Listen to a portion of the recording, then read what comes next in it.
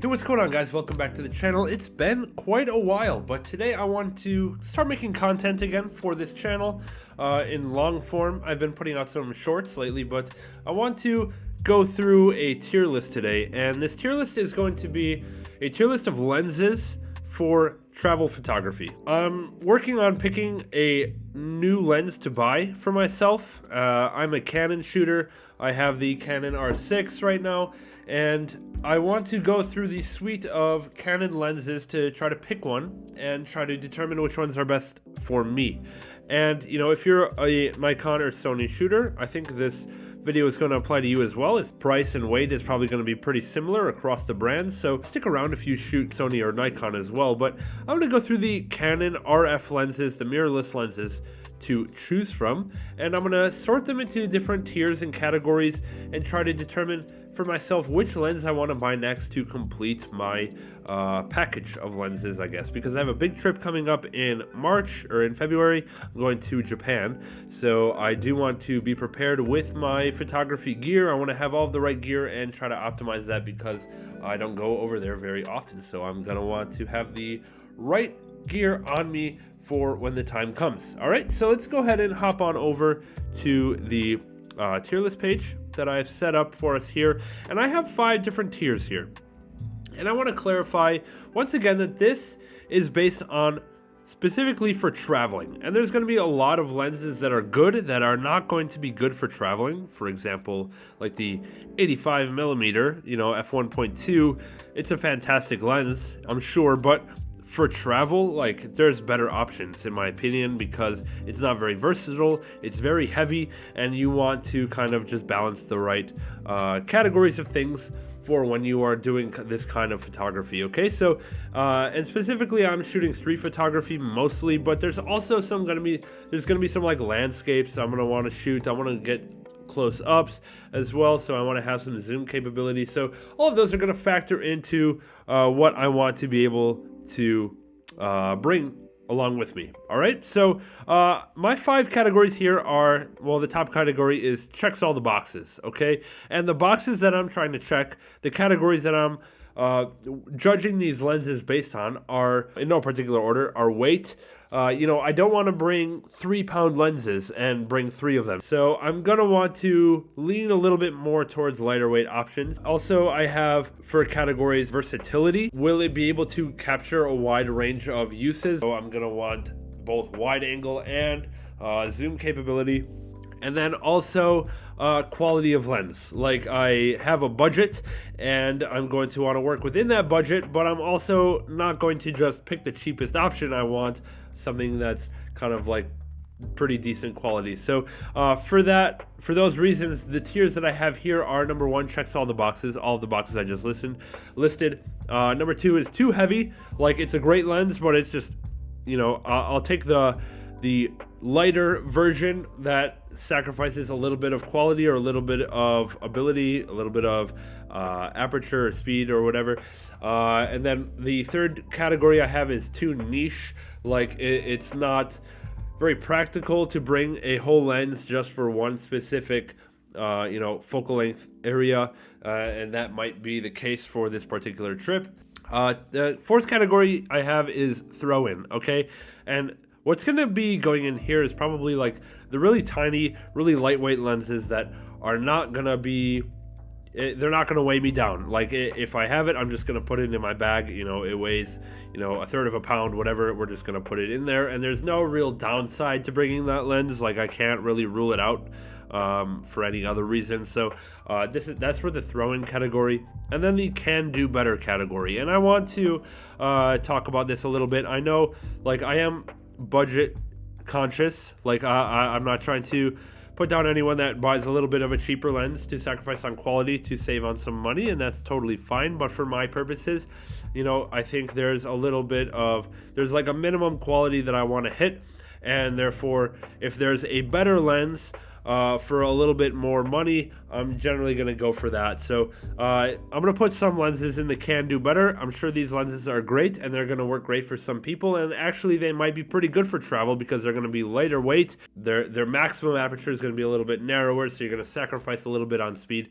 and you know, you're going to get some money back for that. So that's totally fine for those of you that want to go that route, but I'm going to put some lenses for my own personal preference in the can do better category. All right, so we're going to start from here. We're going to go through each of the lenses that I have set up here, and I just went through all of the Canon RF lenses available on the Canon site, and a couple of these are pre-order lenses. I think the first two, so those might not be immediately available or relevant to your tier list, but also I limited this list to reasonable lenses. Like I don't have the $13,000 800 millimeter f4 lens or whatever is going on there. Like that's just not feasible for travel at all, so I'm not even going to throw it in this list. Nor do I have weird lenses like fisheye lenses or anything like that. Like if that's what you want to be doing, you already know it and you can go ahead and bring it. But for this is kind of geared towards the maybe newer photographer, or the photographer that has like one lens or two lenses and you want to know what to get next, and depending on what you use these lenses for. But if travel and kind of routine street photography is your kind of thing, then this tier list is going to be for you. Okay, so let's go ahead and jump on in, starting with the 24 to 105 millimeter f2.8. This is a newly announced lens by Canon, and this is going to be kind of an upgrade to the 24 to 105 f4, which is the higher end of the 24 to 105 currently available. So it's a little bit of a aperture upgrade. And for this one, I'm going to we can just talk about all of the 24 to 105s at the same time. So we have the f2.8, we have the f4, and let me find the variable aperture f4 to f7.1. Okay, so these are the first three lenses we're going to talk about. We're just going to knock those out really quick. And I think how we're going to sort this for the travel photography section is we're going to take the 24 to 105 f2.8, we're going to put it in the too heavy category. And this is a 3-pound lens, okay? And I am perfectly willing to just take the f4, which honestly checks all of the boxes for me and what I'm looking for in a travel lens. It's very versatile. It has a huge range of focal length. We have about 100 millimeters range from pretty wide angle to a quality zoom. 105 millimeters is pretty quality zoom, and f4 is that quality that I'm looking for. And that's kind of where I'm going to take the f4 to 7.1 and put it in the can do better category, because you can obviously upgrade to that f4 for not too much weight increase, but for a lot of quality increase. You get the L glass, you get the weather sealing, you get all that kind of stuff, and it's light enough to warrant bringing onto your trip. Okay, so yeah, the f2.8 is about 3 pounds, the f4 is about 2 pounds, and I don't know exactly what the f4 to 7.1 is. I'm guessing about 1.5 pounds, to be honest. So I think just for that little bit of weight upgrade, for the aperture and just general glass quality upgrade, I think we're going to put in or sort the 24 to 105 suite just like this. Okay, moving on to the next one, we have the also new 200 to 800 millimeter f 6.3 to 9. Okay, so this is going to be another lens that's going to just go in the too heavy category for me when it comes to travel. This is a 4.5 pound lens. 4.5 pounds, that is a lot of weight to be carrying around. And sure, like if your travel is like you're going on a safari or something, then yeah, bring the heavy, like high zoom lens. That's totally fine. But what I'm talking about is kind of like generic travel, going to cities, going to see some mountains, the usual. This lens is just too much. It's too niche for specific. It's probably for sports. It's for wildlife. Like if you're going specifically for wildlife shooting, this is fine. But for just general travel, too heavy and or too niche. Like it kind of depends how you want to judge that. So for me, I think this is going to be in the too heavy category. Okay, moving on to the 24 to 50 millimeter f4.5 to 6.3. So this one is going to be, this one is a little bit competing with the 24 to 105. Like it's within, all of the focal range is within the 24 to 105 f4. And if you have the f4, if you have this top lens, you already have everything this lens can do down here.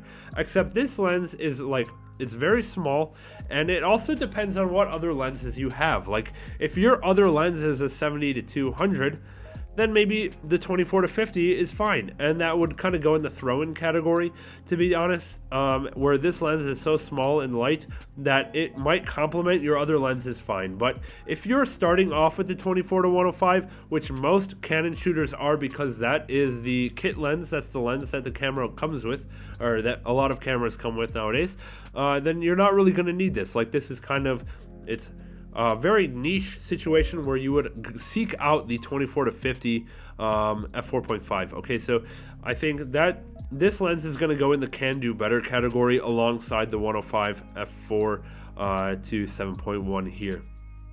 All right, the 28mm f2.8. This lens is going to be in the throw-in category. It's just so tiny that you can just, you know, chuck it in your pocket, honestly. And, you know, if this lens covers some kind of focal length that you don't have, then yeah, why not? Like, just go ahead and get this in here and it'll do the trick. It's not L quality glass. It's not, the best lens you can buy, but look at the size of the thing. Look how small it is. Look how lightweight it is. It's got f2.8, which is pretty solid. So, you know, just for like quick and easy, lightweight landscape shooting, 28mm, that's gonna be all right. It's gonna be okay, and that's gonna be in the throw-in category for me. The 10-20 f4. Okay, so the 10-20 f4 is another 2-pound lens. It's about the same weight as the 24-105, but for this one, you know, it kind of depends as well. I think this one is going to directly compete, honestly, with the 14-35. You know, the 10mm, those extra 4mm of focal length down, wider. It's kind of neat. It's kind of niche. Like, usually 14mm is gonna do the trick, unless you're shooting indoors. Like, a lot of indoors, you're shooting, real estate kind of stuff. You're inside and you're trying to get a wide range in a kind of narrow room. That's where the extra 4mm is going to come in. But otherwise, I would rather have the 14-35 on me, I think, in most cases. And the 14-35 is about a pound lighter, I believe, if I'm not mistaken, for the f4, that is. I think this one is only a pound, whereas 10-20 is 2 pounds. So I'm going to put the 10-20 in a little bit too niche. I don't think generally you need 10mm, but, you know, it's kind of in between the checks all boxes and too niche. Yes, it covers a entirely different focal length range than your standard 24-105, but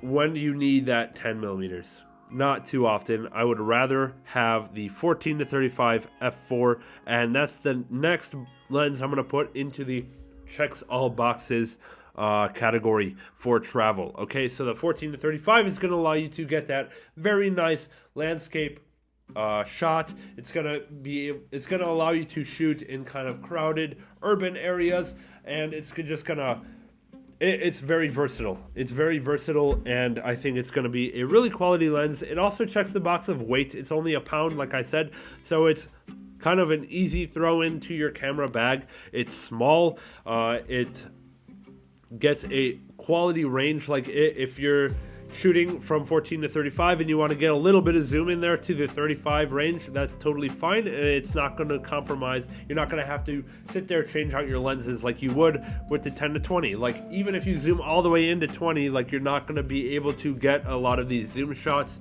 But yeah, I think the 14-35 f4 is going to be fantastic and checks all the boxes. And while we're at it, let's talk about the 14-35 f2.8. This is the 14-35. The 15-35 f2.8 we'll talk about next, and I think I'm going to chuck that right into the too heavy as well. When we're comparing directly to the 14-35 f4, which is 1 pound, and we have the 15-35 f2.8, which is 2 pounds, I'd rather have the f4. Like, for travel, specifically for travel, again, like, of course, the 15-35 f2.8 is going to give you that extra stop of exposure, and that's totally great. But if I have to choose, do I want to carry an extra pound or have, one less stop of exposure of brightness, then I'm going to go for the 14 to 35 plus that 1 extra millimeter. Hey, can't write that off as well. So we're gonna put these in this kind of category. Let me know in the comments below what you think of the ordering of 14 to 35 f4, 15 to 35 f2.8, and 10 to 20 f4. Do you agree with this categorization? Okay, on to the next categories. We're going to talk about the 24 millimeter f1.8 macro. Okay, so this is another situation where, you know, we looked already at the 24 to 105 f2.8, and this lens is obviously covered under the f2.8's range. But this one is a lot smaller, a lot lighter, and gives you a little bit more exposure. And I think we're gonna chuck this in probably throw in or can do better. Like, honestly, we don't really, or I'm not seeing a situation where I want to go down to f1.8 and carry a whole new lens just for that at 24 millimeters when I already have a 24 f4 up here. So if you're shooting some macro, then, you know, maybe you can bring that along. But for me, I think this goes in the can do better category. I think that this 24 to 105 is just a straight upgrade when it comes to picking which lenses to bring. I'm not going to bring a whole new lens just for that 24 millimeter at f1.8 when I have the f4 already. On to the next lens. Okay, we have the 85 millimeter f1.2, and this also goes, there's the other version of it by Canon. They have two 85 millimeters at, I think, both at f1.2, and these are both very expensive lenses and very heavy lenses. I think these are at least 3 pounds a piece. They're fantastic, specifically usually for portrait photography, but for traveling, I'm not bringing a 3 pound plus lens just for travel shots, especially at a focal length of 85 mil. I don't really see myself using that while on travel, and I'm going to chuck this in the too niche category. It's also too heavy, but it's too niche. Like, I don't want a portrait lens with me. I don't want to carry 3 to 4 pounds of portrait lens when I'm going to look at Mount Fuji or when I'm walking around the streets of Tokyo. Like, that's just not something that I need to bring with me. Yes, it's a fantastic lens. I absolutely agree. And if you have one, it's going to be hard to leave it behind. And I totally respect that if you decide to bring it along with you on travel. But this lens is not for travel. It's generally not for travel. It's for portraits. And for that reason, we're going to put it into niche. I'm going to leave this one at home and go ahead and bring the ones that have variable, you know, focal length, and you'll see, you probably already are seeing that in the checks all boxes range, we are getting zoom lenses. We're not having primes because you know, those are too niche. Again, they're too niche. There's too much weight added for one focal length, where I would rather have, when on travel, the flexibility, because I can just go home and get some other lens and swap it out the next day and come back. I can't do that. I have to pick ahead of time what I want to bring for 2 weeks, and that's why I'm going to have the biggest range of focal length possible at the least weight possible and still be able to get some quality photos. All right, onto the 70 to 200 suite. You probably already see where this is going.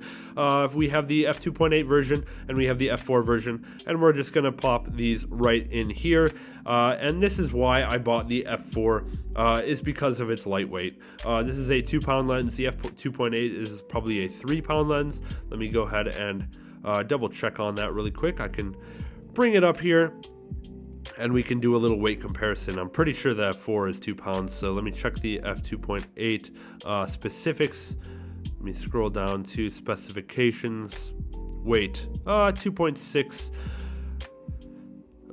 with the tripod mount. Okay, 2.36 without. And now if we go back to the f4 here, let's see what the specifications are on this bad boy. I do own this lens, the f4 here. Expand all. Where are they? Weight, here we go, 1.5 pounds. Yeah, so that's the kind of weight range that I'm looking for. And yeah, it's a whole extra pound adds up, especially when you're bringing multiple lenses. If you have the f2.8, again, that's totally fine to bring. That's totally fine to bring while traveling, but just note that you're going to be carrying quite a bit of weight. You're going to be lugging it around, and you might have to sacrifice on other things that you're packing, okay? So right now in the check-all boxes, we have what's called probably the trinity of f4 lenses. We have the 14 to 35, the 24 to 105, and the 70 to 200 f4. This pretty much covers all of the focal range that you need, and probably what is going to be going down into my camera bag on this trip. But we're not done with the tier list yet. We still have probably 10 more lenses to talk about, so let's move on. First, we have the 35mm f1.8 macro. That's going to go right next to the 25mm. Like, if you have a reason to shoot at 24 or 35, then fantastic, you can bring it in. It's light enough to be considered a throw-in, but if you're already rocking the 24 to 105 f4, it's up to you if you need the extra lens just for the 35 1.8. So yeah, you're gonna be the judge of that. Onto the 50 f1.8. This one's a throw-in. This one's so small that I think you can just chuck it in and it's not really going to be any sort of an issue. Let's go ahead and check out the weight on that guy. I want to confirm that that lens is basically light enough to just throw in, and it's one of the cheapest lenses. It's one of the most popular lenses by Canon just because of its price. So we're going to go ahead and take a look at that really quick. I used to have this lens actually in the EF version back when I had a EF camera, but yeah, 0.35 pounds. Like that's what a throw-in is. So you can go ahead and chuck that in to your camera bag in addition to whatever else you're bringing, and you won't notice the difference. Okay, the 28 to 70 f1 or f2. This is gonna go in the too heavy category for sure. Yeah, this is almost covered by the 24 to 105 f4, but of course that whole 2 stops of aperture difference is very significant, but you're paying for it big time in weight. Okay, so if we go over, let's go over one more time. I want to see just how heavy this lens is because I've heard how heavy it is. I've never actually held this one in my hand before, so I do want to check it out. But just the weight of carrying this in your camera bag around the country is kind of ridiculous, and for that reason it's not really on my radar as a lens to get. I guess the weight is not here. Let's go check out the specifications PDF. Yeah, I don't see the oh, here's the weight. 1430 grams, so that's about 3 pounds. So yeah, 3 pound lens is just not really on my radar at this time. So yeah, it's gonna go in the too heavy category. I'm not saying it's a bad lens. I'm just saying for traveling, it's not optimal. Okay, 24 to 70 f2.8. This one's a little bit closer. And I think actually this is also gonna go into the checks all boxes. Now, I will put that in there with an asterisk that I would not bring both a 24 to 70 and a 24 to 105. They cover mostly the same purpose. But if you have both, you have some choices to make, and it depends. Like, are you also bringing a 70 to 200? If not, maybe that range up to 105 is going to do you a little bit better, and you want to bring the 24 to 105. Or, like, the 24 to 70 might just be a catch-all for what you need with the f2.8 aperture range. That's all fantastic and something to consider, but I'm going to throw that up here in the check-all boxes. I think it warrants that spot. It's not too heavy to bring. It's about the same weight as the 24 to 105 f4 if I'm not mistaken, so it's definitely something you want to consider when picking up a lens. All right, the 100mm f2.8 macro. This one is going to go in the 2 niche as well, although it is a little bit more reasonable to bring for travel than the 85mm, just because it's a little bit lighter weight, I believe. But just, it's not flexible enough, in my opinion. It's not flexible. You're stuck at 100mm. Obviously, it's a prime lens, and you don't really, I don't know. In my opinion, I'm never going to use the macro function, okay, on travel. It's just not the type of photography that I do. So if I don't need the macro and I don't need the fixed focal length for any particular reason, this one's staying at home. The 50mm f1.2, this is kind of in the same category as the 85mm f1.2, to be honest. I think even it's probably a little bit more reasonable to bring the 50 1.2. I think it's a little bit lighter, and I think that 50 is a little bit more, it's a little bit better of a focal length to be locked into for travel. It will let you get, you know, I'm thinking Japan here, where I'm going to be in a city and I'm also going to be looking at nature scenes. I would rather have a little bit wider range, like a wider field of view. And for that, I think 50 is going to be a little bit better than the 85, but I think I would leave them both at home if I'm bringing these variable these zoom lenses. Okay, on to the 800 f11. Come on, this is far too niche. We don't need to be shooting at 800 millimeters. We don't need to be locked in. This lens is for wildlife and for sports, and we're not going to be doing any of those on this trip, so I'm going to leave that off the list, off the, you know, possibilities list. Next, we have the 100 to 400 millimeter f5.628. Okay, this one is a little bit interesting. Like, I don't want to put it in can do better, because you can't really do better if you want to be shooting at 400 millimeters. Like, there's nothing, like, within reason. Okay, I'm not gonna buy the 400 millimeter, you know, f4 $15,000 lens or anything like that. Okay, so if you want to be shooting at 400 mil, like, this is a solid choice, and I might consider putting it in check sell boxes, but honestly, it's a little bit too niche for me. I don't think that 100 to 400 is a very, I don't think I'm going to be shooting in that focal length very frequently, okay? And I would rather have the 70 to 200, I'd rather have a little bit pulled back, and I think I'd rather just crop in the photo if I want the essentially 400 millimeter zoom. I think the 70 to 200 is a little bit of an upgrade over this guy, but, you know, there's a case to be made. So I'm going to put this in too niche right now, but, you know, you can let me know in the comments below what you think about that placement. 85mm f2 macro. This is a lightweight lens that is okay, but I think we're just gonna put it in can do better. You know, if I'm carrying the 24 to 105 or if I'm carrying the 7200, that's gonna be fine. I know it's 2 extra stops, but it's this glass quality up on top is a lot better, and I don't really want to bring the whole 85mm just for a specific lens for that. 600mm f11. Oh yeah, right next to the 800mm f11. Like, we don't really have to talk about it. It's obviously a little bit more reasonable, probably a little bit smaller and cheaper, but still, I'm gonna leave that at home. The 100 to 500. Okay, actually, well, now that I'm looking at this, I kind of mixed up my lenses. We're gonna put the 100 to 500. Everything I just said about the 100 to 400 also applies to the 100 to 500. You know, the 100 to 500 is a bit of an upgrade, of course, based on focal length and based on aperture range, but the 100 to 400 is quite a bit lighter. So, you know, it's up to you whether you want to chuck this down can do better. It doesn't matter really. Either way, it's not going to be brought in my bag for the reasons I already talked about. But yeah, I think both are just too niche. I'm going to put them in that category and leave them there. The 16mm f2.8, this is another throw-in lens.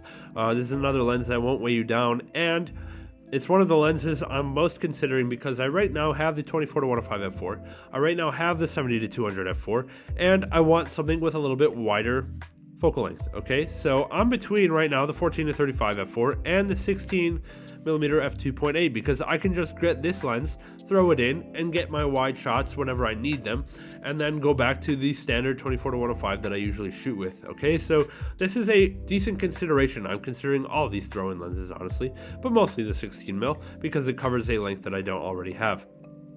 And then the last lens is going to be the 24 to 240 f4 to 6.3. This is a really interesting range. Okay, this is probably the widest range on the books besides this 100 to 500 here, but this is really interesting because it basically covers both from 24 to 105 all the way through 70 to 200. It covers that all in one lens, and therefore you can't immediately write it off. Okay, but because of the a little bit lower quality of glass.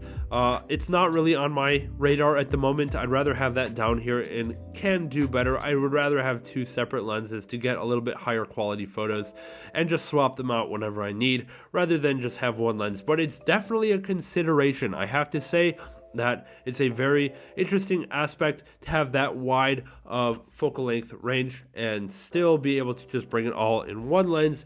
It's the lightest weight option to cover, you know, all of these lenses up here on the top, in the top row. So it's definitely a consideration for travel specifically. And, you know, you can consider putting it up here and checks all boxes, and it checks the weight box the most. It's the weight. You know, you don't have to bring a whole other lens. You can just bring one lens to cover it all, and therefore this is the lightest weight, cheap option. But just because of the quality, we're gonna put it in can do better. Okay, so that wraps up my tier list for travel lenses. For, you know, these are the Canon lenses, but if you have Sony or Nikon, I'm sure they have very similar focal length options.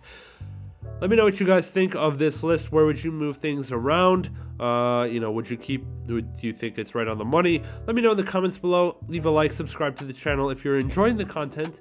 Follow me on my Instagram to see my work, my photography, and I will catch you guys in the next one. We'll see you later. Thanks.